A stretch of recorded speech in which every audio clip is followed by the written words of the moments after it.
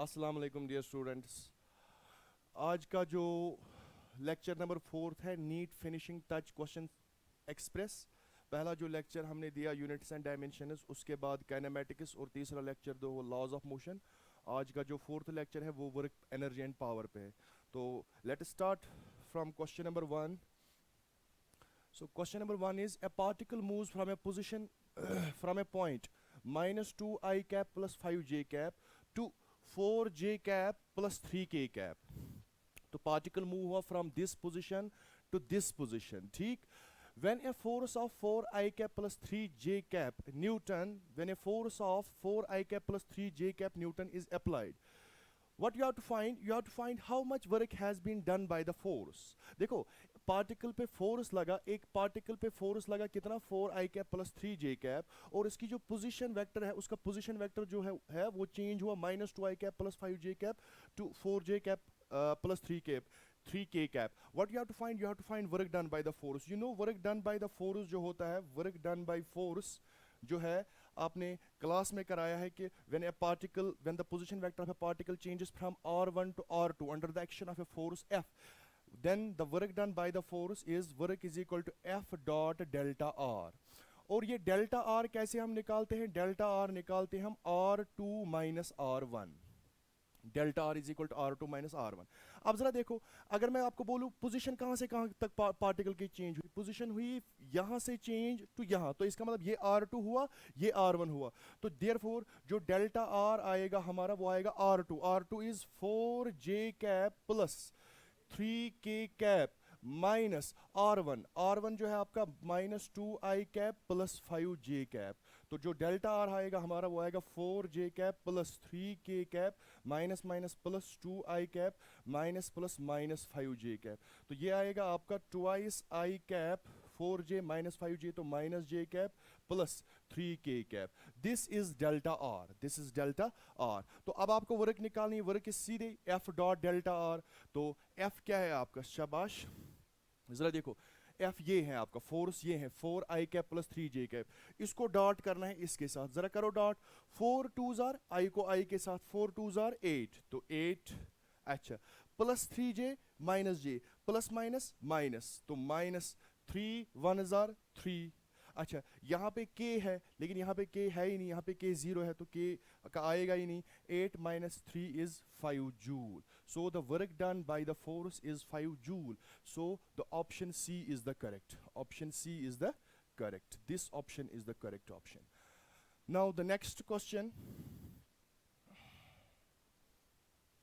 अब जरा देखो, a particle of mass 5m, एक पार्टिकल है जिसका मास 5m है, पार्टिकल है इसका मास कितना है 5m, इसका मास जो है वो है 5m, और कहाँ पे होता है? एट रेस्ट, ये रेस्ट में होता है. Suddenly breaks on its into 3 fragments, तो 3 fragments में ये ब्रेक होता है ये पार्टिकल जिसका मास 5m है. 2 fragments of mass m each move along mutually perpendicular direction with speed v. The energy released during the process is. अब जरा देखो, 2 fragments of mass m each move along mutually perpendicular direction with a speed v each. अब जरा देखो next slide पे इसको question को solve करता हूँ. ये एक पार्टिकल है, हाँ पार्टिकल है. इस पार्टिकल का जो मास होता है वो होता है 5m, और ये इनिशियली रेस्ट में होता है, ठीक. अब क्या होता है, ये पार्टिकल जो है इट ब्रेक्स इनटू 3 पार्ट्स. अब कैसे कैसे 3 पार्ट्स है? 2 पार्ट्स. देखो एक पार्ट, अगर 2 पार्ट्स जो जिनका मास 2 पार्ट्स जो है अगर 3 पार्ट्स में डिवाइड हो गया, अब 2 पार्ट्स का मास इक्वल है और कितना है m, तो इस पार्टिकल इस वाले का भी मास m है, यहां से भी दूसरा m है, ठीक. अब ये गिवन है कि जिन 2 पार्टिकल्स का मास m ये मूव कर रहे हैं परपेंडिकुलर आपस में, और किस स्पीड से जा रहे हैं? ये भी स्पीड v से जा रहा है, ये भी स्पीड v से जा रहा है. अब बचा कितना? देखो m और m तो निकला. अब 3m है तो 3m को मैं यहां पे रखता हूं और let it is velocity be v dash, ठीक. आपको बताना जब ये बम ब्रेक हुआ 3 सेगमेंट्स में, 3 फ्रेगमेंट्स में, आपको बताना, बताओ ओवरऑल एनर्जी कितनी रिलीज हुई। अब जरा देखो, फर्स्ट ऑफ इस वाले पार्ट की आपको स्पीड पता है v, इस वाले पार्ट की आपको स्पीड पता है v, इस वाले पार्ट की स्पीड आपको नहीं पता है। First of all I will find the speed of this particle having mass 3m, because m यहां से 5m, टोटल 3m, तो यहां से जाएगा। क्यों जाएगा, इसका भी रीजन होगा। देखो अब जरा देखिए, अब m वाला पार्ट यहां से गया, m वाला पार्ट यहां से गया, 3m यहां से गया। आपको बतानी एनर्जी कितनी रिलीज हुई, तो मुझे पहले इस वाले पार्टिकल की स्पीड निकालनी। तो कैसे निकालूं, देखो जब ये बॉम्ब एक्सप्लोड हुआ या पार्टिकल जब ब्रेक हुआ, it breaks because of the internal forces, and internal forces does not change the momentum of the system, so I can apply law of conservation of momentum here. तो देखो इसका momentum mv है इस direction में, इसका momentum mv है इस direction में, जो इन दो का रिजल्टेंट आएगा वो आएगा कुछ ऐसे √2mv, √2mv। अब इनिशियली जो बॉम्ब था ये रेस्ट में था, तो इनिशियल मोमेंटम जीरो था। बॉम्ब जब फटा तो बाद में भी इसका मोमेंटम जीरो ही रहेगा ओवरऑल इस सिस्टम का। तो अगर इस इन दो का मोमेंटम, नेट मोमेंटम इस डायरेक्शन में, ये मोमेंटम बराबर होना चाहिए इस वाले मोमेंटम के, ताकि नेट मोमेंटम फिर से जीरो आए। तो मैं लिख सकता हूं 3mv डैश, जो इसका मोमेंटम ये इसके बराबर होना चाहिए, √2mv। m गेट्स कैंसल, तो जो v डैश आएगा आपका √2v/3। तो ये है, देखो इसकी स्पीड भी पता है आपको, इसकी स्पीड भी पता है, इसकी स्पीड भी पता है। अब आपको निकालनी ओवरऑल एनर्जी कितनी रिलीज हुई। तो काइनेटिक एनर्जी के फॉर्म में एनर्जी रिलीज हुई, इस वाले की है 1/2mv², इस वाले के भी 1/2mv², तो 1/2mv² प्लस 1/2mv² प्लस इस वाले का कितना 1/2। मास कितना है इस वाले पार्ट का 3m v², तो इसका स्क्वायर तो आएगा 2v²/9, 2v²/9। तो 1/2mv² plus 1/2mv², 1/2mv² plus 1/2mv², that is mv² plus 2 and 2 gets cancel, 3 1s are 3 3s are, तो ये आएगा mv²/3। तो ये आएगा 3mv² प्लस mv², ये आएगा 4mv²/3। So the energy released during the process is 4/3mv²। So the option 4/3mv², 4/3mv², option D is the correct. Now the next question. The kinetic energy of a body is increased by 300%. तो kinetic energy जो particle की है वो increase हुई 300%. What you have to find? You have to find the percentage change in the momentum. इसके लिए मैंने आपको क्लास में एक ट्रिक दी थी, अगर आपको याद हो। देखो काइनेटिक एनर्जी कितनी इंक्रीज हुई 300%। तो पहले क्या आप करेंगे, ऐसे वाले क्वेश्चंस को आप लिखेंगे initial kinetic energy is to final kinetic energy. Initial आप मानेंगे कि ये 100 था इज टू, अब इंक्रीज कितना हुआ 300%, तो ये कितना बनेगा, पहले 100 था बाद में 300 ऐड हुआ, तो ये बनेगा 400। तो 2 0 कैंसल, तो initial kinetic energy is to final kinetic energy जो आएगी that is equal to 1/4। And there is a, now what you have to find the percentage change in the momentum. You have to find the percentage change in momentum. You know there is a relation between kinetic energy and momentum. Kinetic energy is equal to p²/2m, or we can say that kinetic energy is directly proportional to p², or p is directly proportional to √k. तो initial kinetic energy is to final kinetic energy is 1:4. तो अगर मैं लिखूं initial momentum is to final momentum, वो आएगा √k, 1 का √1, 4 का root तो आएगा 2। देयरफॉर आपको निकालनी है percentage change in momentum, percentage change in momentum जो आएगा in momentum that is equal to final is 2 minus initial is 1 divide by, और इनिशियल इज 1 इनटू 100%, तो वो आएगा 2 - 1 दैट इज 1, 1/1 इज 1, तो आएगा percentage change in momentum is 100%। So the option A is correct. Now the next question. A bomb of mass 30 kg at rest. Bomb है, ये bomb है, इस बॉम्ब का मास है 30 kg, लेकिन कहाँ पे है, रेस्ट पे, तो इसकी इनिशियल वेलोसिटी 0 है। अच्छा, explodes into 2 pieces of mass 18 kg and 12 kg। ये दो पार्ट्स में ब्रेक होता है, और एक पार्ट का मास होता है 18 kg और दूसरे पार्ट का मास होता है 12 kg। दूसरे पार्ट का मास कितना होता 12 kg। जरा इसको बंद करो। एक पार्ट का मास होता है 18 kg और दूसरे पार्ट का मास है 12 kg। ठीक, अब क्या बोल रहा है, द वेलोसिटी ऑफ 18 kg मास है 6 मीटर पर सेकंड। देखो ये दो पार्ट्स में ब्रेक हुआ, एक पार्ट का मास जो है 18 kg, और 18 kg जो वेलोसिटी है वो है 6 मीटर पर सेकंड, और 12 kg जो है आपको 12 kg की काइनेटिक एनर्जी निकालनी है। क्या निकल the kinetic energy of the other mass is, you have to find the kinetic energy of this part. First of all देखो ये बॉम्ब जो है इट ब्रेक्स, ठीक, तो by internal forces so you can apply law of conservation of momentum. इसका initial momentum zero था, बाद में भी मोमेंटम क्या रहेगा सिस्टम का जीरो, तो ये वाला मोमेंटम और ये वाला मोमेंटम बराबर होंगे। तो मैं क्या लिखूं फिर law of conservation of momentum, अगर मैं लिखूं 18 into 6 is equal to 12 into v dash, तो 6 1 जार 6 2 जार 2 1 जार 2 9 जार, तो वी डैश जो आएगा 9 मीटर पर सेकंड। तो 12 kg मास की जो स्पीड है वो है 9 मीटर पर सेकंड। अब इसकी काइनेटिक एनर्जी निकालनी है, तो जो इसकी काइनेटिक एनर्जी आएगी 1/2 m is 12 v square that is 9 square, तो वो आएगा 81। 2 1 जार 2 6 जार, तो 6 1 जार 6 8 जार 48, तो 486 जूल्स इस वाले पार्ट की काइनेटिक एनर्जी होगी। So the option B is the correct. Now the next question.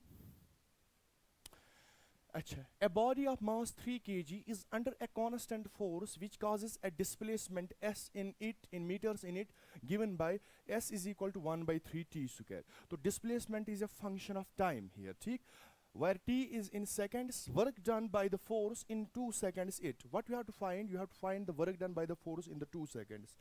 Now let me solve this question on next slide. तो s कितना है आपका 1/3 t square, ठीक, तो s जो आपका गिवन है s is equal to 1/3 t square. You have to find work done in first 2 seconds, ठीक, work done. You know particle का मास गिवन है, पार्टिकल का मास जो है 3 kg, तो आप इस पे वर्क एनर्जी थ्योरम यूज करो, work done by all force equal to change in kinetic energy m v square minus u square. आपको वर्क डन निकालनी इन फर्स्ट 2 सेकेंड्स, तो इट मीन्स दैट दिस ये v जो है, this v is the velocity at t is equal to 2 seconds, and this u is the velocity at t is equal to 0 seconds. This u is the velocity at t is equal to 0 seconds. तो velocity अगर मुझे निकालनी है पहले, तो s is equal to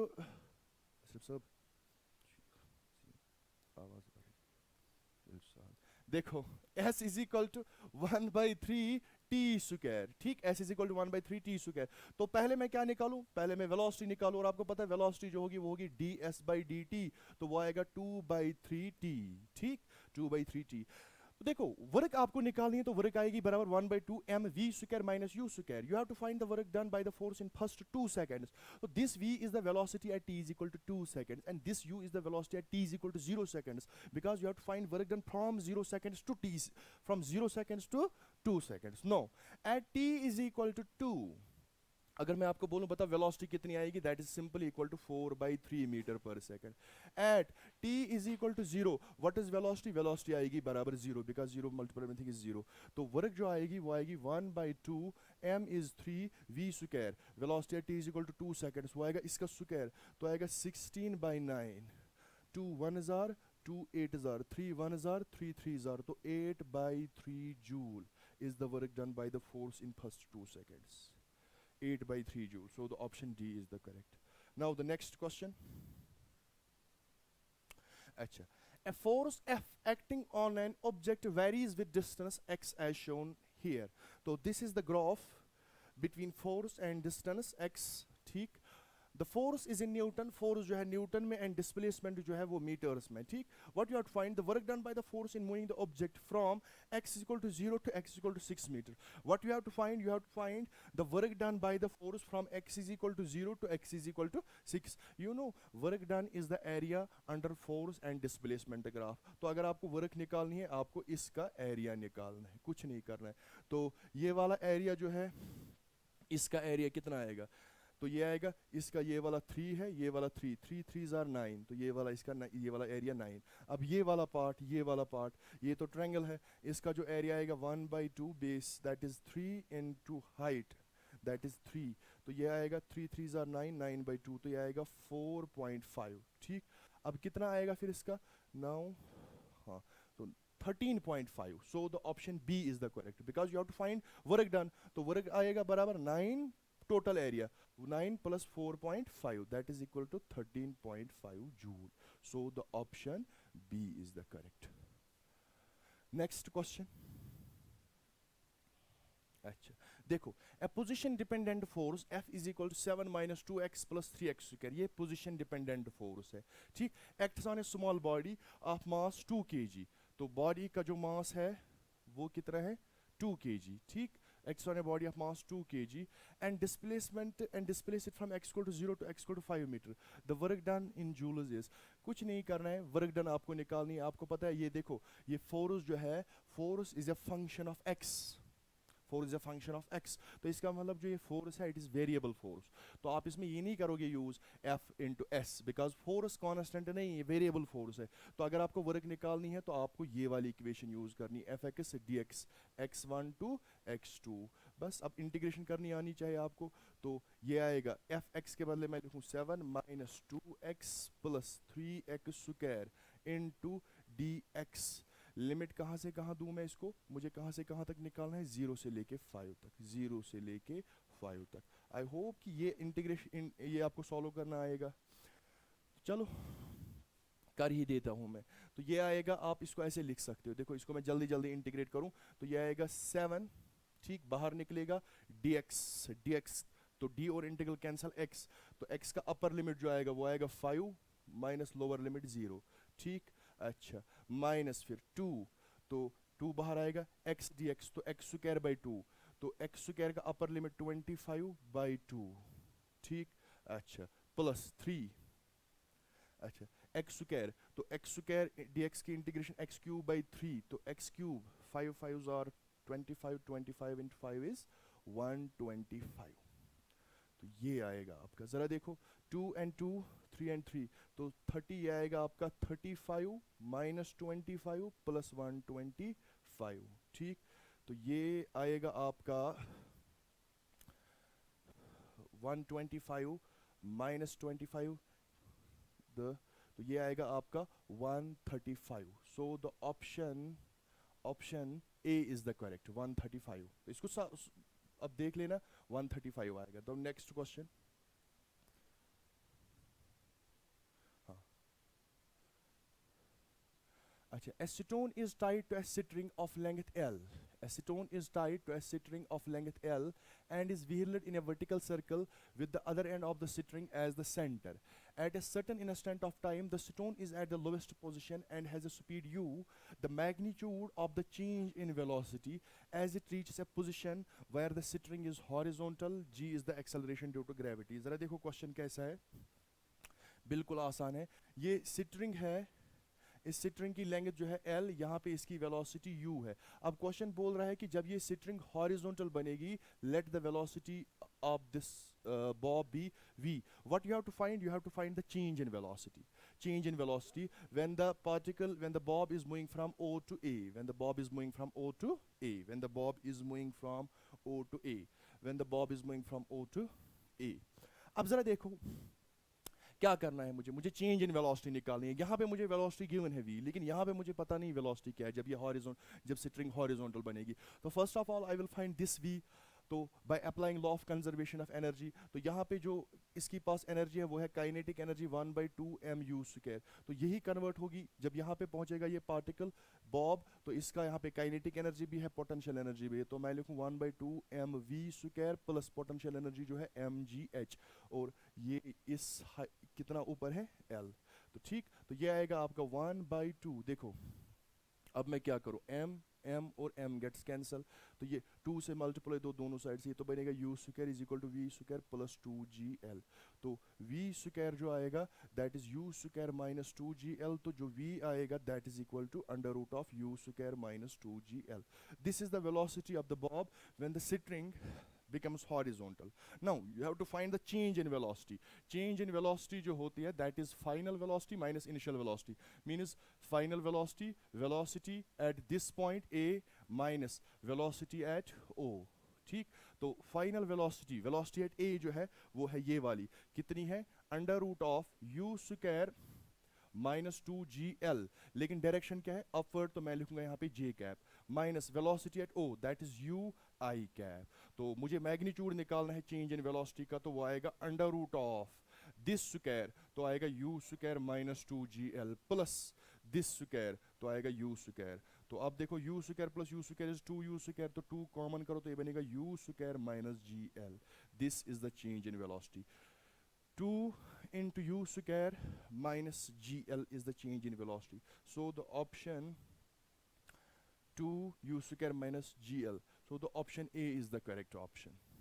Now the next question. Acha. A block of mass m is attached to the lower end of a vertical spring. The spring is hung from a ceiling and has force constant value k. ठीक, spring का spring constant जो है वो है k.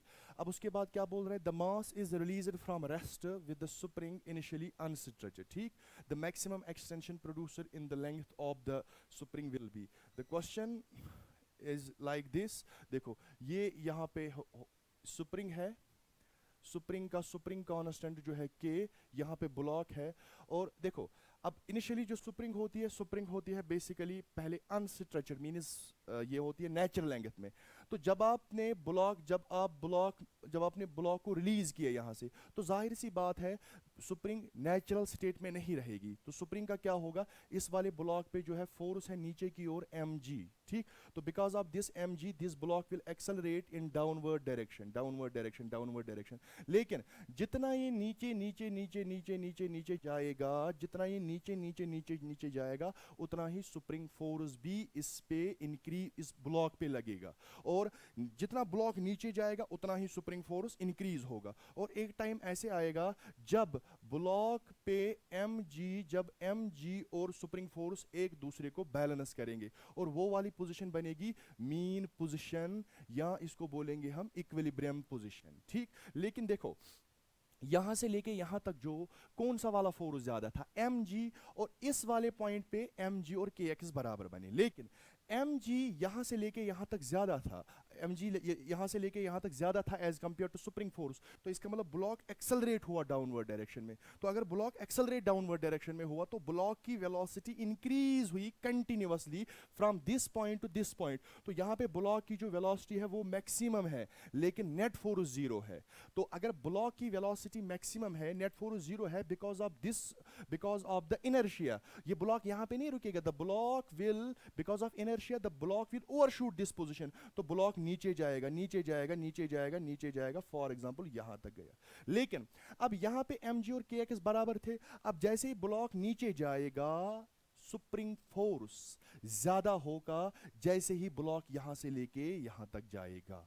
और तो इसका मतलब जब ब्लॉक यहां से लेके यहां तक जाएगा तो नेट फोर्स जो है वो अपवर्ड डायरेक्शन में होगा, लेकिन वेलोसिटी डाउनवर्ड डायरेक्शन में है। तो फोर्स और वेलोसिटी अपोजिट डायरेक्शन में, तो वेलोसिटी कंटिन्यूअसली डिक्रीज होगी और यहाँ पे वेलोसिटी क्या बनेगी, जीरो। बच्चे इसमें अक्सर गलती करते हैं, सर मैक्सिमम एक्सटेंशन इसमें ये है, लेकिन ये नहीं है। इसमें ये जब इस पे नेट फोर्स जीरो बनता है, ये इक्विलिब्रियम पोजीशन है। तो जो मैक्सिमम एक्सटेंशन है वो ये है। तो बहुत सारे तरीके हैं करने के। Let this be x dash.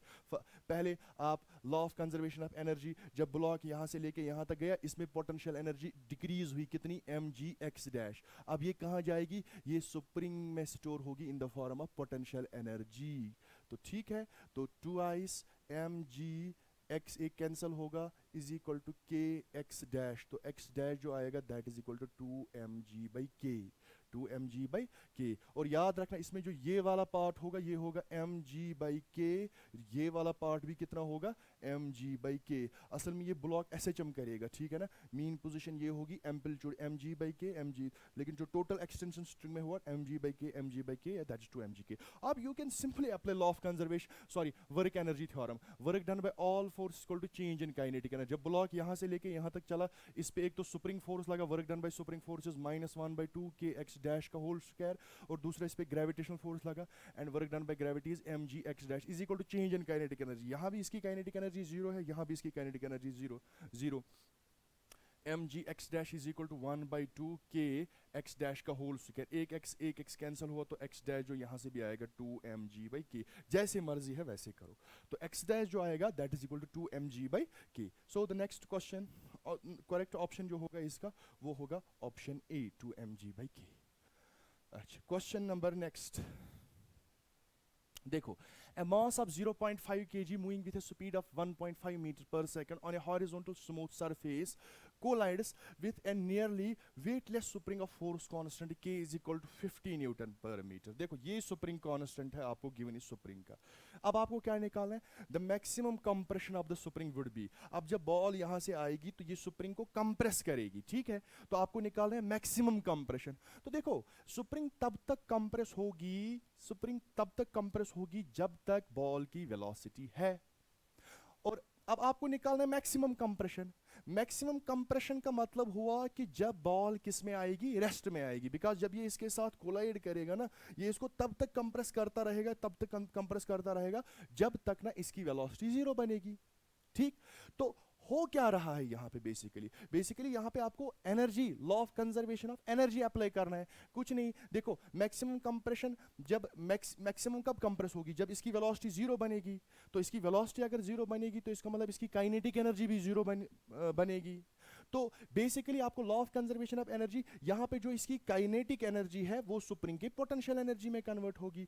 तो आप सीधे लिखेंगे 1/2 mv square is equal to 1/2 kx square. 1/2 gets cancel, तो x square is equal to mv square by k। x जो आएगा आपका v under root of m by k। x is equal to v under root of m by k। तो आप ऐसे लिखेंगे x is equal to v, velocity कितनी है शाबाश 1.5, दैट इज 15/10। अच्छा, under root of m by k, m कितना है आपका शाबाश 0.5, दैट इज 5/10, ठीक। अच्छा, डिवाइड बाई k, k कितना है आपका 50, तो 5 1s are 5 10s are, तो ये आएगा 15/10 इंटू 1, 10 स्क्वायर तो बाहर आएगा 1/10, तो 15/100 that is equal to 0.15 meter. So the option A is the correct option, 0.15 meter. Now the next question. Achha. Two springs A and B having spring constants Ka and Kb.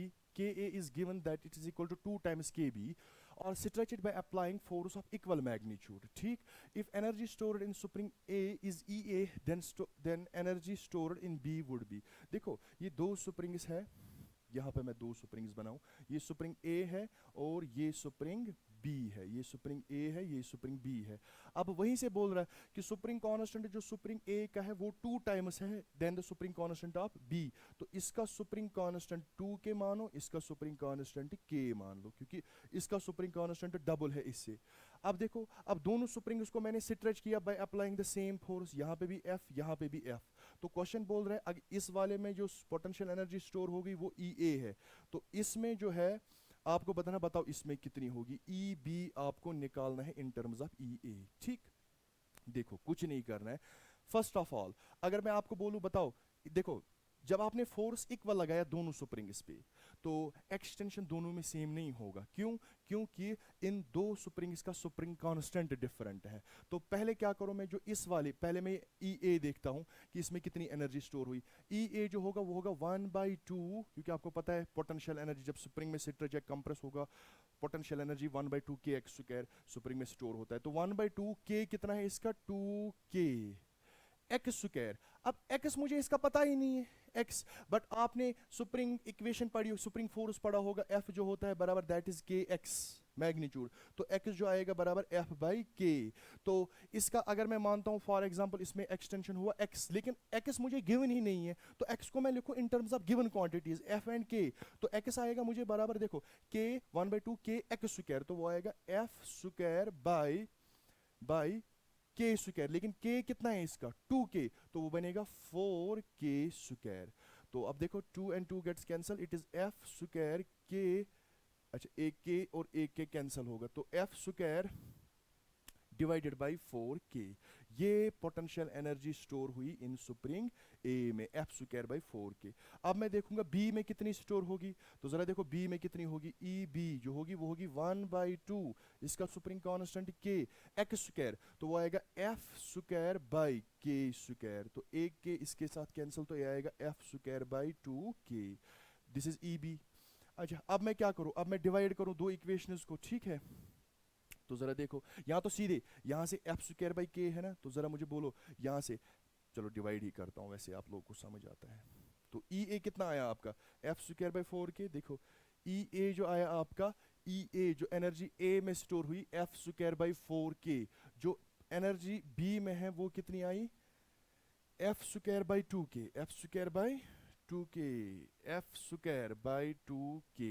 अब जरा देखो मैं क्या करूं, E B by E A, तो वो आएगा F square by 2k into 4k by F square, ये तो आएगा 2, तो ई बी जो आएगा that is equal to 2 times E A, तो जो एनर्जी स्टोर होगी बी में वो डबल होगी देन दैट ऑफ ई, तो E B is equal to 2 times E A, so option A is the correct. Now the next question, अच्छा, a car of mass m starts from rest, एक car है जो जिसका मास m है, it starts from rest and accelerates so that the instantaneous power delivered to the car has a constant magnitude p naught, power constant है, आपको क्या निकालना है, the instantaneous velocity of this car is proportional to, अब जरा देखो power जो होता है, आपको पावर अगर मैं किसी भी टाइम पे, तो पावर होगा फोर्स इनटू वेलोसिटी, अब फोर्स इनटू वेलोसिटी जो है ये कांस्टेंट है p not, because power delivered is constant.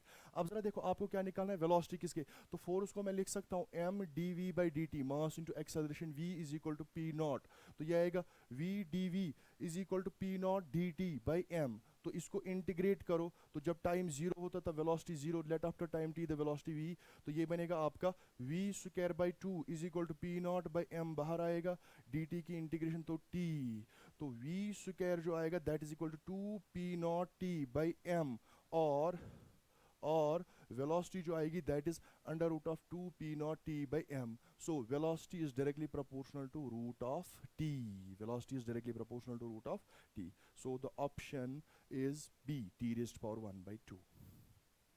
अच्छा, इसमें कभी डिस्प्लेसमेंट भी पूछते हैं, तो डिस्प्लेसमेंट के लिए भी मैं दिखाऊंगा यहीं पे, जरा देखो इसको मैं रब करता हूँ। अब जो वेलोसिटी आई आपकी, वेलोसिटी जो आई वो आई आपकी 2pt बाई m, अब इसको मैं ऐसे लिख सकता हूँ वेलोसिटी को dx बाई dt, तो dx इज इक्वल टू सीधे लिखूँ मैं 2p by m t raised power 1 by 2 into dt, इसको इंटीग्रेट करो, तो जब आप इसको इंटीग्रेट करोगे तो x जो आएगा ये बाहर आएगा, तो ये बनेगा 2p बाई m।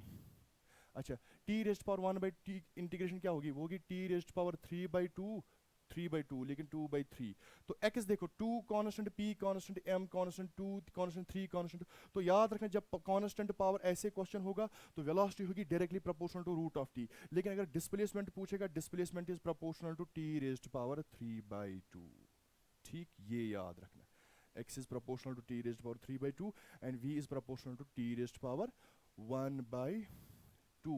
अच्छा, कभी बोलेगा x और v के बीच में रिलेशन, तो अगर x और v के बीच में रिलेशन, तो इस इक्वेशन को मैं ऐसे लिख सकता हूँ, x is proportional to t raised to power 1 by 2, ऊपर चढ़ाऊंगा क्यूब बिकॉज ये फिर से बनेगा 3 बाई 2, तो x is t raised to power 1 by 2, तो वेलोसिटी, तो x is proportional to v cube, याद रखना ये रिलेशन, जब कांस्टेंट पावर होगा स्टार्ट होगा जीरो से, तो जो वेलोसिटी है velocity is directly proportional to root t, displacement जो है that is proportional to t raised to power 3 by 2, और जो डिस्प्लेसमेंट है that is proportional to v cube. तो दीज आर द 3 क्वेश्चन जो इस वाले में बने, क्वेश्चन एक था लेकिन मैंने तीनों पार्ट दिखाए आपको। Now the next question, A particle of mass m, एक पार्टिकल है जिसका मास m है, starting from rest undergoes uniform acceleration if the speed acquired in time t is v, the power delivered to the particle is, देखो power कुछ नहीं होता है work done divided by time. अब देखो पावर, आप अब इस पार्ट वहीं से बोल रहा है कि पावर जो अटेन की, जो वेलोसिटी अटेन की आफ्टर टाइम t इस पार्टिकल ने, वो है v, तो अगर मैं आपको बोलूं बता वर्क डन कितनी होगी, जरा देखो पार्टिकल इनिशियली स्टार्ट हुआ रेस्ट से और टाइम t के बाद इसकी स्पीड है v, अगर मुझे वर्क डन निकालना है, work energy theorem, work done is equal to change in kinetic energy, तो फाइनल काइनेटिक एनर्जी इसकी कितनी आएगी 1 by 2 mv square, minus initial तो इसकी जीरो थी, तो वर्क डन अगर मुझे निकालना change in kinetic energy 1 by 2 mv square by t अपना है बिकॉज टाइम t के बाद, तो पावर जो आएगा 1 by 2 mv square by t, 1 by 2 mv square by t, so the option D is the correct। Next question,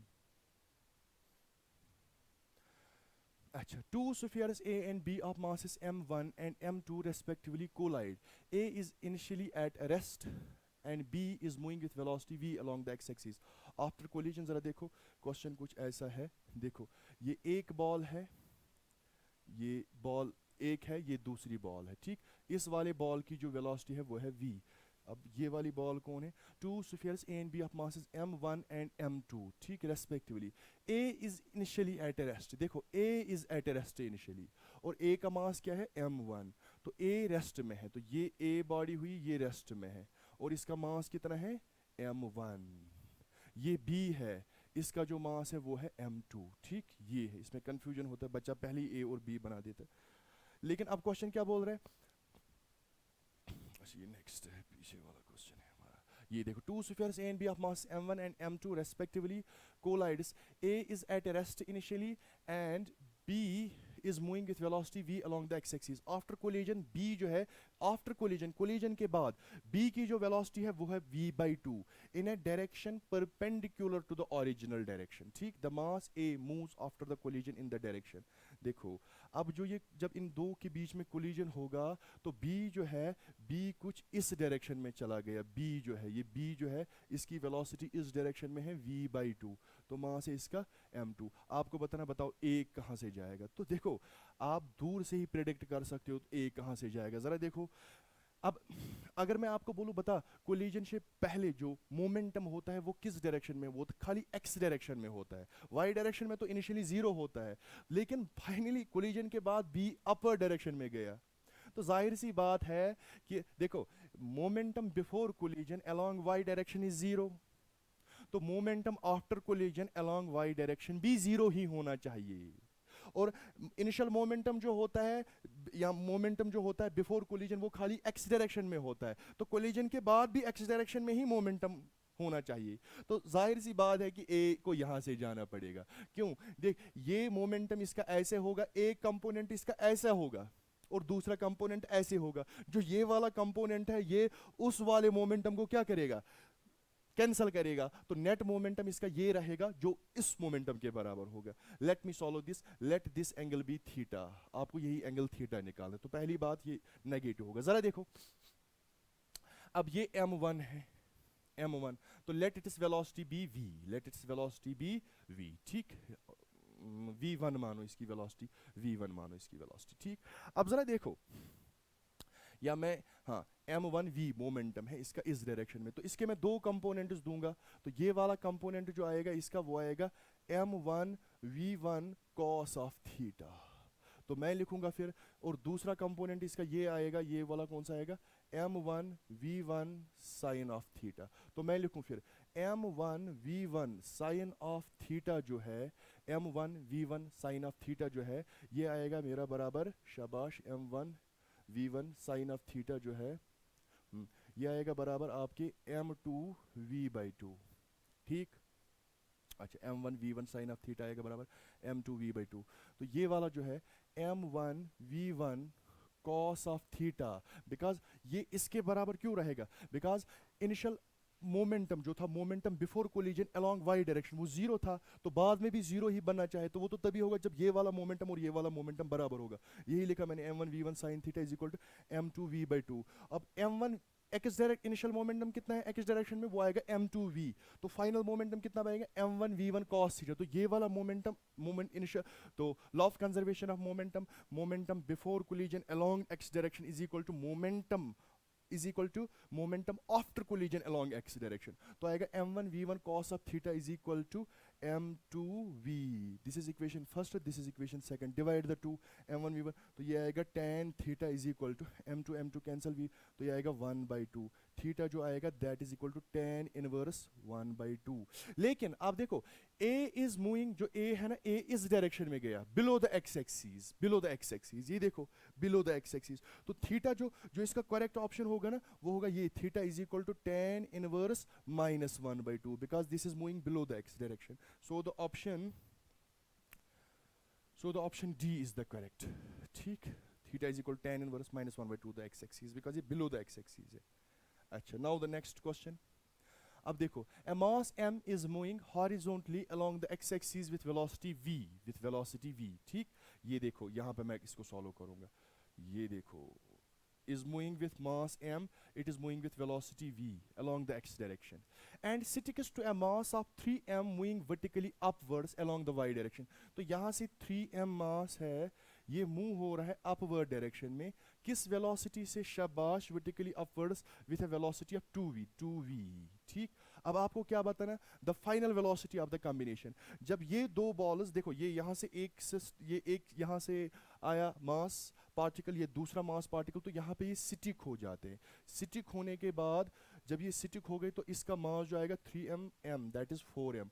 आपको निकालनी है इसकी वेलोसिटी, ये v डैश आपको निकालना है। तो कुछ नहीं करना है, law of conservation of momentum, because जो यहाँ पे नेट एक्सटर्नल फोर्स है सिस्टम पे वो जीरो है, तो law of conservation of momentum apply करो, खेल खत्म हो जाएगी। देखो इसका याद रखना, इसका मास m, इसका 3m, ठीक, v और 2v। तो देखो law of conservation of momentum कैसे मैं अप्लाई करूँ। देखो initial momentum, momentum before collision, इसका आएगा mvi कैप, इसका आएगा 3m into 2v j cap, initial momentum. Momentum before collision is इसका मोमेंटम और इसका मोमेंटम, लेकिन इसका मोमेंटम x डायरेक्शन में है, इसका मोमेंटम y डायरेक्शन में। तो मैं लिखूंगा, देखो मैं लिखूंगा momentum before collision mvi cap plus 3m into 2v j cap, 3m into 2v, 3m into 2v j cap is equal to, ये होगा इस वाले के, तो इसका मास कितना है 4m, अब 4mv, तो आएगा 4mv डैश। ठीक, अब देखो m m and m gets cancel, तो ये आएगा vi cap plus 6v j cap is equal to 4v dash. ठीक, तो ये कितना बनेगा आपका, शाबाश। तो v डैश जो आएगा वो आएगा, ये 4 डिवाइड होगा तो बनेगा v by 4 i cap plus 6 by 4, 2 3 ज़ा 2 2 ज़ा 3 by 2 v j cap. So the option v by 4 i cap plus 3 by 2 v j cap, so the option क्या, v by 4 i cap, v by 4 i cap plus 3 by 2 v j cap, option b is the correct. Now the next question, two equal masses m1 and m2 moving along the same straight line with velocities plus 3 meter per second and minus 5 meter per second respectively collide elastically. Their velocities after the collision will be respectively. जरा देखो, दो equal masses है और जो ये दो equal masses है ये कोलाइड करते हैं elastically. You know when two bodies of equal masses undergo N elastic collision they interchange there velocities. तो यहाँ पे जो ये दो बॉडीज है ये कोलाइड कर रहे हैं, दो बॉडीज है इनका मास सेम है, इक्वल मास है, बट कोलाइड इलास्टिकली। तो अगर कोलाइड कर रहे हैं ये इलास्टिकली, इसका मतलब हुआ they will interchange there velocities. देखो ए की वेलोसिटी, एक पार्टिकल की पहले वेलोसिटी है 3 मीटर पर सेकंड, दूसरे की है -5 मीटर पर सेकंड। तो जब इंटरचेंज करेगी ए की बनेगी -5, बी की बनेगी 3। So option D is the correct, -5 and 3। Next question,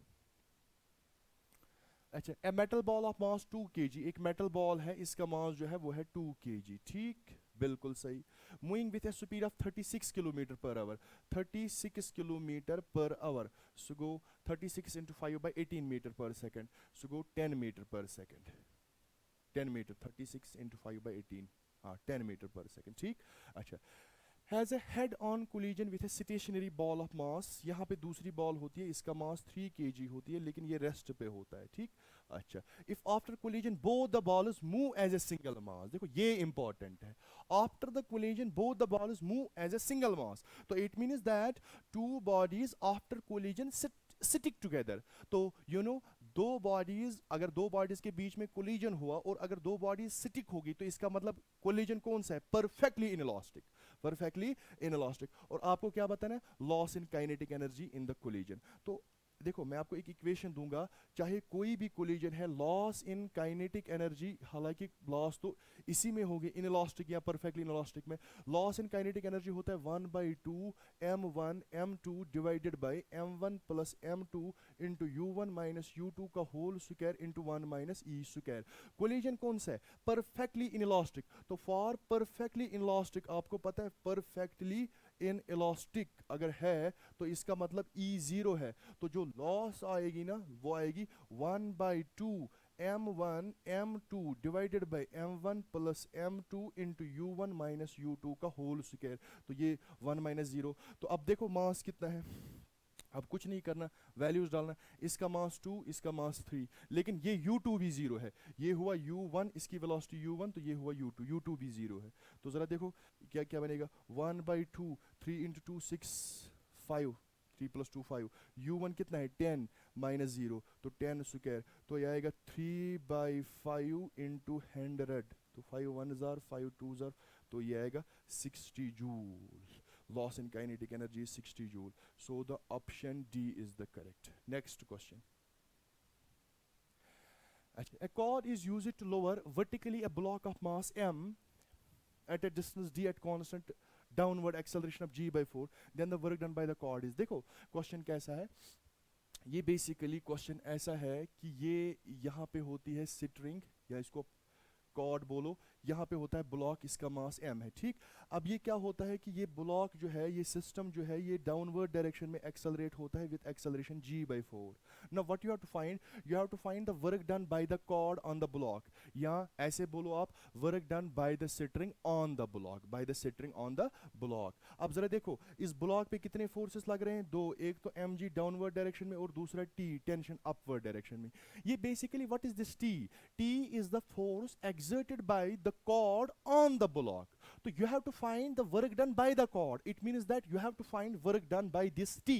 तो फर्स्ट ऑफ ऑल आपको इस टी का वैल्यू पता होना चाहिए, तो कैसे निकालूं मैं, आपको पता है according to Newton second law A is equal to F net divided by mass. तो एक्सेलरेशन जो आएगी एफ, एक्सेलरेशन कितनी है इसकी g/4, तो g/4 डाउनवर्ड्स, तो एफ नेट के बदले क्या लिखूं मैं, mg माइनस टी, तो mg minus T divided by m, तो इसको क्रॉस मल्टीप्लिकेशन करो, mg minus T is equal to mg/4, तो ये बनेगा mg minus mg/4 is equal to t, तो ये आएगा 4mg माइनस mg, अच्छा बाई 4, तो ये जो ये यहाँ से बनेगा t जो आएगा वो आएगा 3mg/4, ये है आपका टेंशन।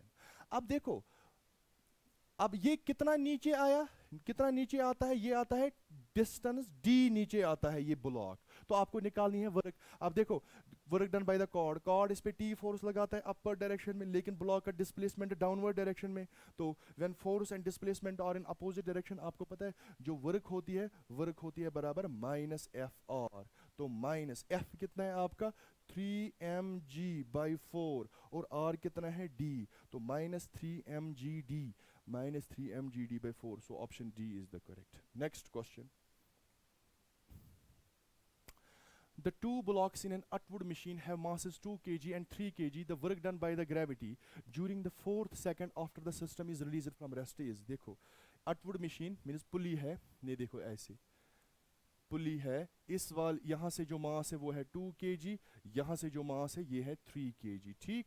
हाँ, आपको क्या निकालनी है, आपको निकालनी है work done by the gravity during, work done by the gravity during the 4th second, आपको निकालनी है work done by gravity during the 4th second. जरा देखो पहले क्या करूं मैं, देखिए 2 kg एंड 3 kg, हाँ, तो first of all I will find the acceleration of the system, let the acceleration of the system be a, तो ये a मुझे निकालना है, तो a क्या कैसे क्या, m1 minus m2 into G divided by m1 plus m2, तो जो एक्सेलरेशन आएगी 3 minus 2 that is 1, 1 into G divided by 5, sorry a is equal to g by 5, g is 10, 10 by 5 that is 2 meter per second square. This is the acceleration of the अब these blocks, ठीक, इसकी downward direction में, इसकी upward direction में, ठीक। अब but you have to find the work done by the gravity during the 4th second. First of all देखो system is released from the rest, तो इसकी इनिशियल वेलोसिटी 0, इसकी initial velocity 0। Now you have to find work done by the gravity during the 4th second, तो आपको पहले ये पता होना चाहिए कि ये 4th सेकंड में कितना नीचे आएगा। You have to find the displacement in the 4th second, ठीक, इस ब्लॉक का भी और इस ब्लॉक का भी। आपको पता है डिस्प्लेसमेंट जो 4th सेकंड के बाद या nth सेकंड के बाद उसमें होता है u plus a by S nth, याद करो u plus a by 2 into 2n minus 1, लेकिन आपको निकालनी है 4th, initial velocity 0 because system is released from the rest, it is given in the question, तो ये आएगा a बाई 2, a कितना है, a है 2, 2 बाई 2 दैट इज 1, तो आएगा 2 इंटू 4 माइनस 1, तो ये आएगा 7 मीटर। तो 4th सेकंड में ये 7 मीटर नीचे आता, तो ये 7 मीटर ऊपर जाएगा, ठीक। अब जरा मुझे बोलो, आपको निकालनी है वर्क डन बाय ग्रेविटी। अब मुझे बोलो, देखो ये वाला ब्लॉक तो नीचे आएगा 7 मीटर, तो ये वाला ब्लॉक ऊपर जाएगा 7 मीटर, ठीक। हाँ, तो अब देखो सोचने वाली बात है कि इस पे mg भी नीचे ही है और डिस्प्लेसमेंट भी नीचे है। इसमें mg नीचे है लेकिन डिस्प्लेसमेंट ऊपर है, तो इसमें work done by gravity positive होगी, उसमें नेगेटिव होगी। तो टोटल वर्क डन निकालनी है आपको, वो होगी m इंटू जी, 3 इंटू जी, 3 10 30, 30 इंटू 7, mg 30, 30 इंटू 7 210, माइनस इसमें 2g, अच्छा माइनस क्यों लिखा, बिकॉज नेगेटिव वर्क होगी, तो 2g 20, 20 इंटू 7 दैट इज 140। तो ये आएगा आपका, शाबाश, 70 joule is the work done by the gravity, 70 joule. So the option 1 is the correct. देखो, the work done by the gravity during the force after the system is released from the rest, तो initial velocity 0 लेनी थी। Next question, अच्छा ये वही वैसा ही question है जो हमने पहले किया है। The displacement of a particle of mass m kg moving in one dimension under the action of a force is related the time by the equation. देखो equation t is equal to 4x plus 3। अब आपको क्या निकालना है, x in meters and t in seconds. The work done by the force in the first 6 seconds in joules is, देखो पहले मैं क्या निकालूं, आपको निकालना है work done by the force in 6 seconds, in first 6 seconds. कुछ नहीं करना, वर्क एनर्जी थ्योरम यूज करो, work done by all force equal to change in kinetic energy, ठीक। ये work is equal to 1/2 m v square minus u square. तो आपको निकालनी है इन द फर्स्ट 6 सेकंड्स, तो v is the velocity at t is equal to 6 seconds and u is the velocity at t is equal to 0 seconds पे। तो velocity मैं निकालूंगा पहले, तो देखो इक्वेशन को मैं ऐसे लिख सकता हूँ, t minus 3 is equal to 4x, और x जो होगा बराबर ये होगा 1/4 इंटू टी माइनस 3। तो अगर मैं वेलोसिटी निकालूँ वो आएगा dx बाई dt, वो आएगा 1/4, t की डिफरेंशिएशन तो 1 माइनस 3 की 0, तो वो आएगा 1/4 मीटर पर सेकेंड, ठीक। अब देखो वेलोसिटी कांस्टेंट है, वाई, बिकॉज वेलोसिटी में टाइम आया ही नहीं, तो इसका मतलब हुआ वेलोसिटी जो है, velocity is independent on time. अगर ये इंडिपेंडेंट है टाइम पे, तो इसका मतलब with time the velocity of a particle remains constant. तो अगर वेलोसिटी कांस्टेंट रही या स्पीड कांस्टेंट रहेगी, अगर स्पीड कांस्टेंट रहेगी तो काइनेटिक एनर्जी भी कांस्टेंट होगी। अगर काइनेटिक एनर्जी कांस्टेंट होगी तो इसका मतलब काइनेटिक एनर्जी चेंज नहीं हो रही है। According to work energy theorem, work done by all force equal to change in kinetic energy. अब जब काइनेटिक एनर्जी कांस्टेंट है तो चेंज इन काइनेटिक एनर्जी 0 होगी, तो वर्क डन भी 0 होगी। So option 1 is the correct. Next question. A chain is held on a frictionless table with 1/3 its length is hanging over the edge. If the chain has a length L and mass m, chain की जो length है वो है L और mass है m, how much work is required to pull the hanging part back on the table? देखो आसान सा क्वेश्चन है, ये टेबल है, इस पे चेन है, ये चेन है, ठीक। अब पूरी लेंथ जो चेन की है, पूरा मास जो है m है, टोटल लेंथ l है। अब क्वेश्चन वहीं से बोल रहा है कि l/3 हैंगिंग पार्ट है। आपको क्या निकालना है, जरा देखो। अब अगर मुझे then work is required to pull the back, अब अगर मुझे इसको बैक टेबल पे लाना पड़ेगा तो मुझे इस चेन पे फोर्स लगाना पड़ेगा, ऐसे लगाना पड़ेगा, ऐसे लगाना पड़ेगा। अब क्वेश्चन बोल रहा है बताओ आपको कितनी वर्क करनी पड़ेगी ताकि जो ये एंटायर चेन है ये पूरी की पूरी टेबल पे आई। तो देखो इसका हम 2-3 सोल्यूशन करते हैं क्लास में, यहाँ पे मैं इसका सोल्यूशन नहीं बोलूँगा आपको, यहाँ पे मैं इसका शॉर्टकट करूँगा, ठीक है। तो देखो जो सबसे शॉर्टकट तरीका है, इसमें आप क्या करेंगे, हमेशा आप कहेंगे hanging part, thank you sir, hanging part जो होगा, हैंगिंग पार्ट आप सीधे लिखेंगे, जो हैंगिंग पार्ट है वो आप सीधे हमेशा लिखोगे L/N के बराबर, ठीक। Hanging part is equal to L/N। तो वर्क डन निकालना होगा आपको, तो वर्क डन होगा बराबर mgl/2n स्क्वायर। ये तरीका है। कोई भी क्वेश्चन हो ऐसा, चेन प्रॉब्लम, कभी आपको देगा 2/3 length is hanging, 1/3 length is hanging, 4 कुछ भी देगा, वो कुछ नहीं करना आपको, ये करना हैंगिंग पार्ट जो है इसको इक्वेट करो L/N से। वहां तो जब आप हैंगिंग पार्ट को L/N के साथ इक्वेट करोगे ना, वहां तो आपको n मिलेगा, तो फिर वर्क जो निकालनी होगी वो होगी mgl/2n स्क्वायर। तो देखो जैसे मैं यहाँ पे करता हूँ, जरा देखो हाउ मच, देखो if the chain has a length L and mass m, Hanging, a chain is held on a frictionless table with 1/3 of its length hanging over the edge. 1/3 is the hanging over the edge. तो जरा देखो hanging part कितना है यहाँ पे 1/3, तो L/3. तो देखो मैं क्या लिखूं, देख तरीका क्या है, L/3 is equal to L/n. मैंने आपको पहले ही बोला हैंगिंग पार्ट को इक्वेट करो L/n के साथ, तो L gets cancel, n is equal to 3. तो n मिला आपको 3. तो वर्क डन निकालनी है आपको mgl/2 n स्क्वायर, तो होगा 3 3 9, तो ये आएगा mgl/18. So the option D is the correct, 4 is the correct. ये तरीका है इसमें, हैंगिंग पार्ट को इक्वेट करो L/n से. कोई भी क्वेश्चन हो इस पे आप देखना, बहुत सारे क्वेश्चन है, तो ये तरीका है, work done is equal to mgl/2 n square. तो बस आता है आंसर आपका. Now the next question. अब देखो, a car of mass m is driven with acceleration a along a straight level road against a constant external resistance force r. ठीक, when the velocity of the car is v, the rate at which the engine of the car is doing work will be. जरा देखो ये क्या है question, देखो यहाँ पे मैं करता हूँ इसको, चलो नेक्स्ट पेज पे ही करता हूँ. Car of mass m is driven with acceleration a along a straight level road against a constant external resistive force r. When the velocity of the car is v, the rate at which the engine of the car is doing work. Basically आपको power निकालना है. ये देखो ना, the engine power निकालना है आपको engine का, because क्वेश्चन वहीं से बोल रहा है the rate at which the engine of the car is doing work. तो you have to find the power of the engine. जरा देखो, ये स्ट्रेट रोड बनाऊँ मैं, इस पे जो कार है, कार का मास m है और ये एक्सेलरेट हो रही है a फॉरवर्ड डायरेक्शन में अगेंस्ट ए रेजिस्टिव फोर्स. तो रेजिस्टिव फोर्स है तो एक्सेलरेट के अपोजिट होगा. ठीक, अब देखो, अब अगर इस पे रेजिस्टिव फोर्स है इस डायरेक्शन में, लेकिन कार एक्सेलरेट हो रही है फॉरवर्ड डायरेक्शन में, तो जाहिर सी बात है अगर इस पे नेट फोर्स जो हो वो नेट फोर्स होगा इस पे फॉरवर्ड डायरेक्शन में. तो अगर मैं आपको बोलूं वो फोर्स इस पे कौन अप्लाई कर रहा है, अरे भाई गाड़ी के अंदर इंजन होता है, इंजन ही तो इस पे फोर्स लगा रहा होगा, F. अब क्वेश्चन बोल रहा है बताओ, जब कार की वेलोसिटी v है, जब कार की वेलोसिटी की क्या है v, you have to find the power of the engine. देखो पहली बात मुझे ये F, मुझे ये पता होना चाहिए कि इंजन कार पे कितना फोर्स लगा रहा है. तो आप लिखोगे acceleration is equal to net force F minus R by M. तो F minus R is equal to M A. तो F जो आएगा बराबर that is equal to R plus M A. तो मिला आपको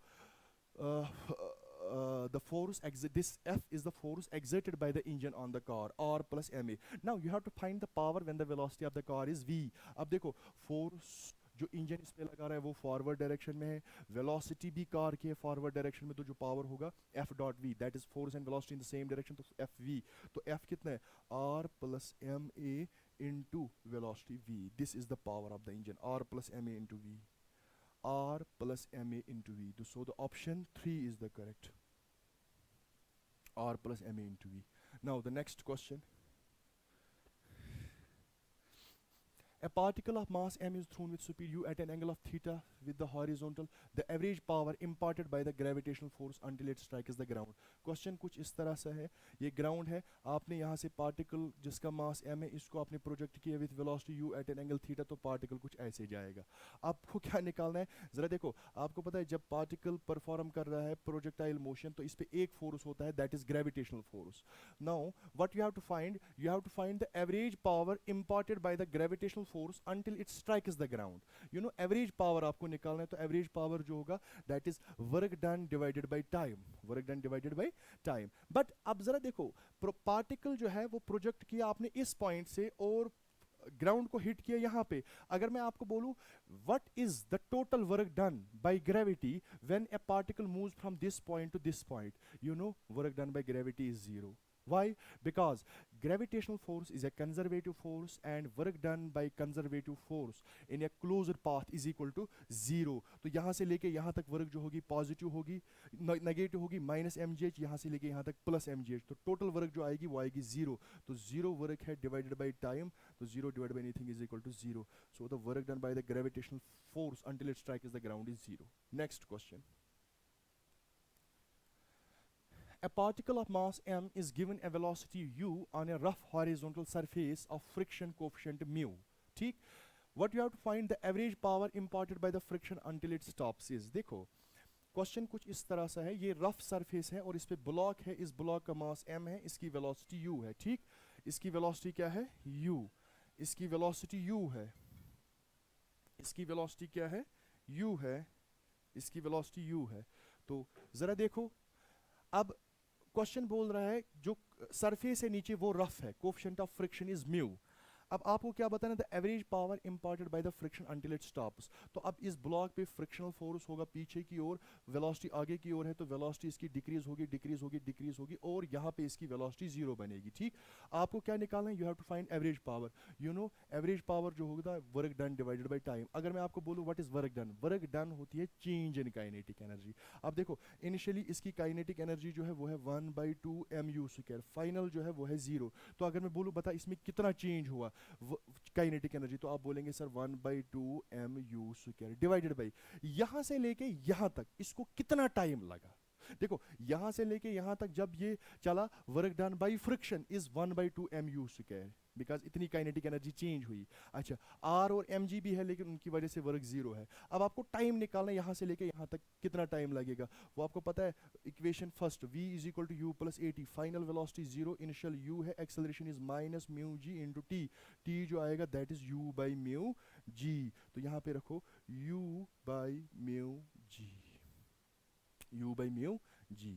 ठीक, तो इसको मैं ऐसे लिख सकता हूँ, m u² by 2 u, mu G कहाँ जाएगा ऊपर, तो म्यू जी ऊपर जाएगा, एक u इसके साथ कैंसिल होगा, तो आंसर जो आएगा 1/2 m u mu G. This is the work done by the friction until it stops, 1/2 mu m g u। So the option B is the correct. Now the next question.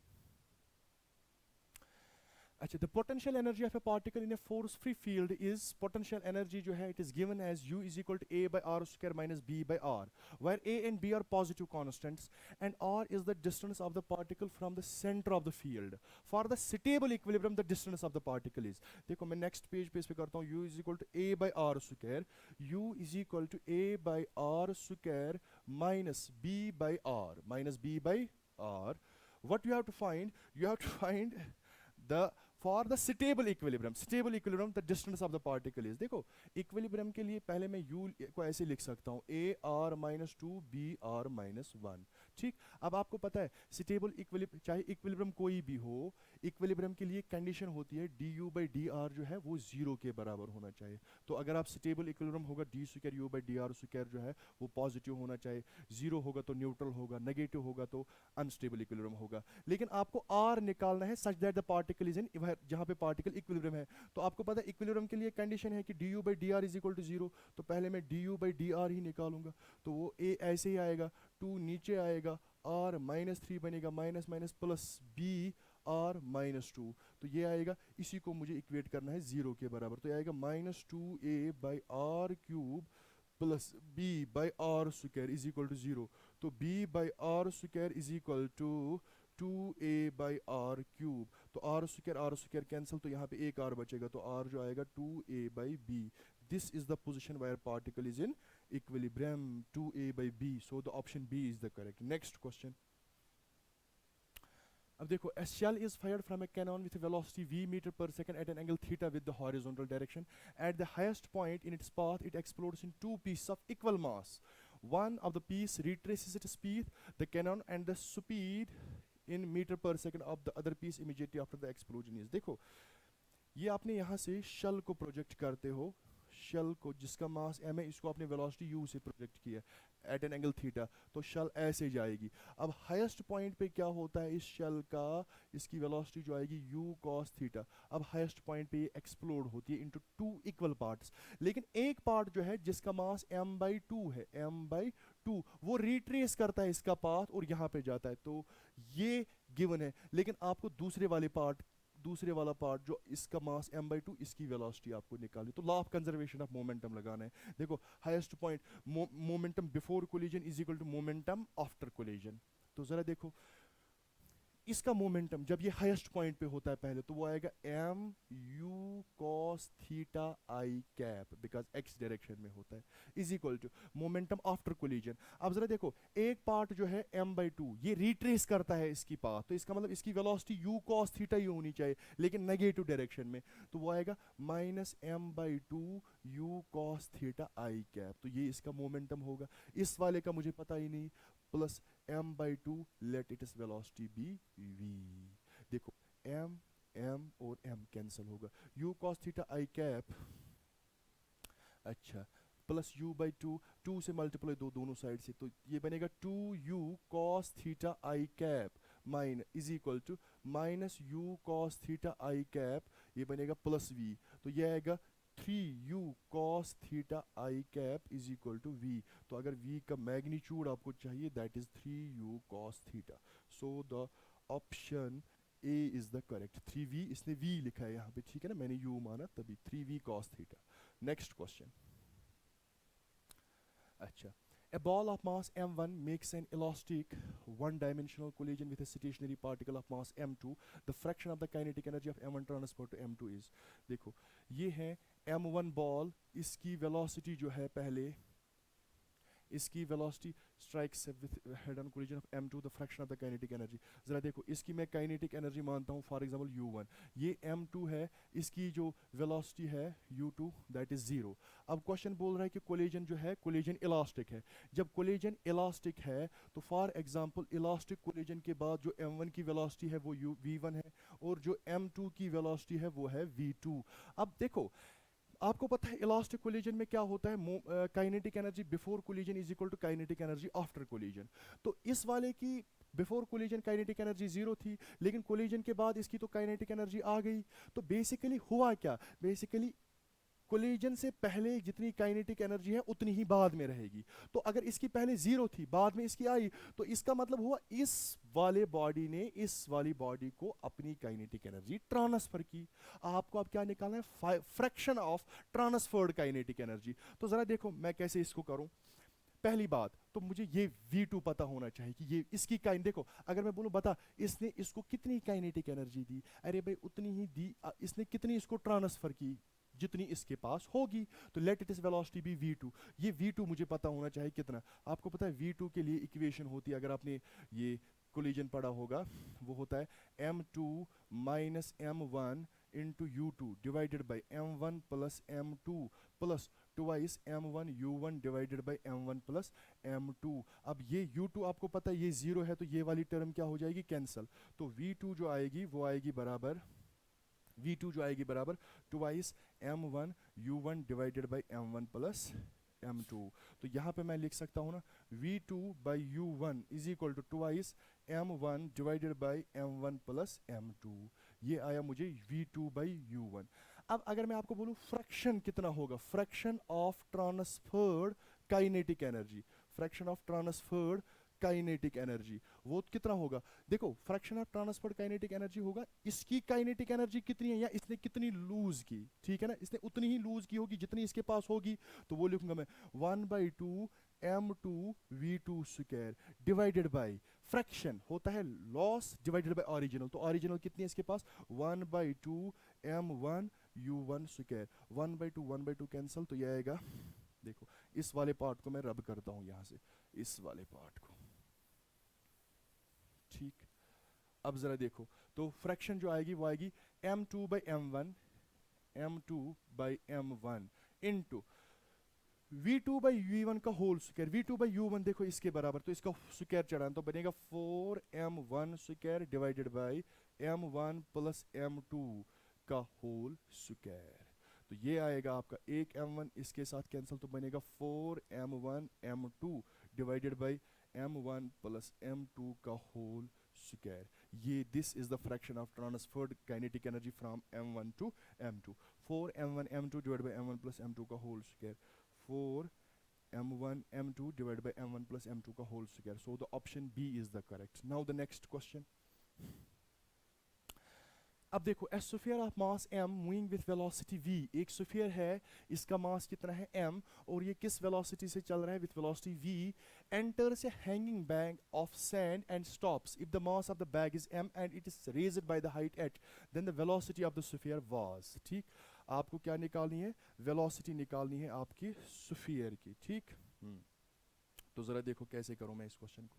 देखो ये hanging bag होता है यहाँ पे, इस hanging bag का मास होता है m, और यहाँ से स्फीयर आया, इसका मास m, इसकी वेलोसिटी v।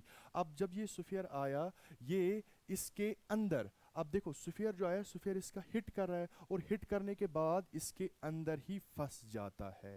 तो लेट इट, तो इसका मास जो अब बनेगा ना इस वाले सिस्टम का, ये इस सिस्टम का मास होगा अब m प्लस m।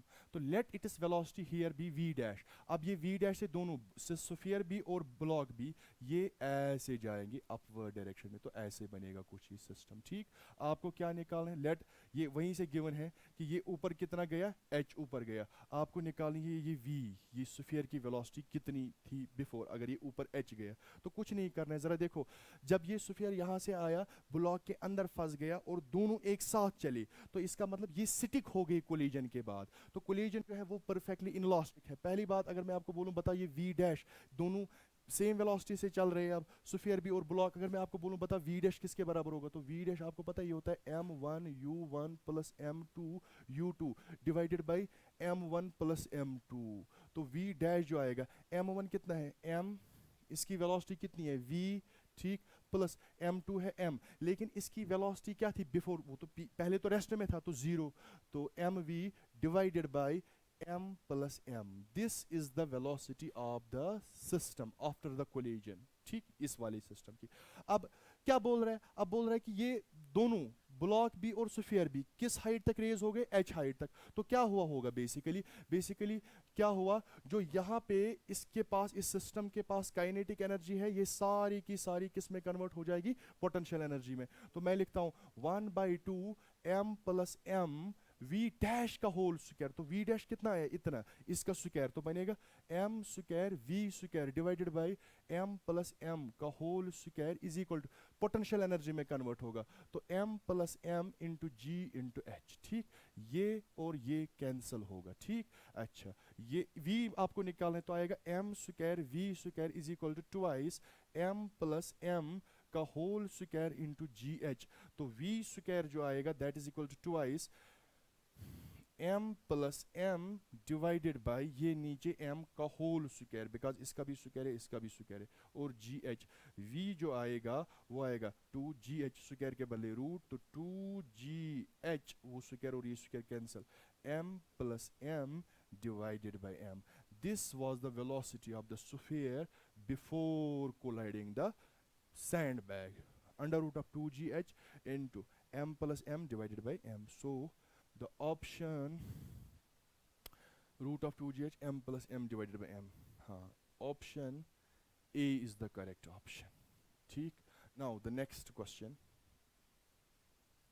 अच्छा, a sphere A impinges directly on an identical sphere B at rest. If the coefficient of restitution is A, the ratio of velocities of A and B after the collision is, देखो ये sphere A है, इसका मास m है, ठीक, sphere A directly on an identical sphere B, यहाँ पे भी identical sphere, ये स्फीयर A है ये स्फीयर B, आइडेंटिकल है तो इसका मतलब दोनों का मास सेम होगा, लेकिन ये वाला रेस्ट में है, let it is velocity be u। ठीक, अब क्या बोल रहे हैं, if coefficient of restitution is E, आपको गिवन है कि जब ये दो कोलाइड करते हैं, लेट मैं A की वेलोसिटी मानता हूँ v1 है और B की जो वेलोसिटी है वो है v2। अब क्या बोल रहा है, coefficient of restitution is E, then the ratio of velocities of A and B after the collision. आपको कुछ नहीं करना है, आपको निकालना है v1 by v2। तो क्या आप में से मुझे कोई बोल सकता है v1 किसके बराबर होगा, जरा देखो v1 कैसे निकालो, मैं आपको पता है इक्वेशन होती है।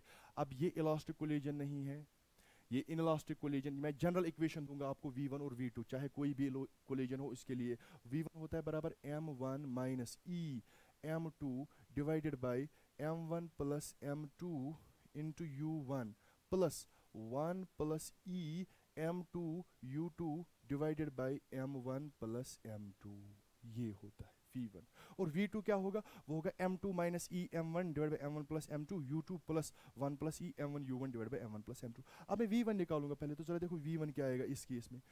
अब देखो V1, U2 तो जीरो है, U1 ये है U2 जीरो है, तो ये वाला टर्म तो जीरो बनेगी। तो जो V1 आएगा वो आएगा आपका, देखो M1,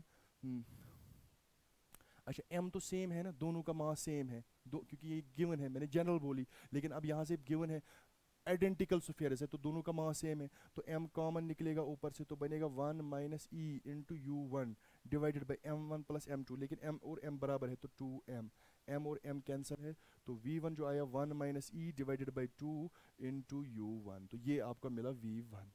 अब इसी तरह V2 अगर मुझे निकालना है, तो V2 कैसे निकालो मैं, V2 के लिए क्या होगा, शाबाश, V2 के लिए होगा M2 माइनस ई M1 U2, लेकिन U2 मेरा जीरो है, तो अब वो क्या होगा फिर, तो ये वाला उसमें जीरो बनेगा, तो बचेगा क्या, वो बचेगा 1 प्लस ई, शाबाश।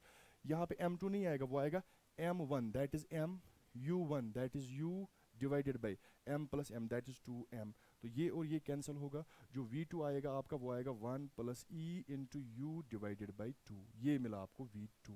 तो अब आपको क्या निकालना है, V1 बाई V2, तो आसान है, इसमें वैल्यूज डालो आंसर मिलेगा।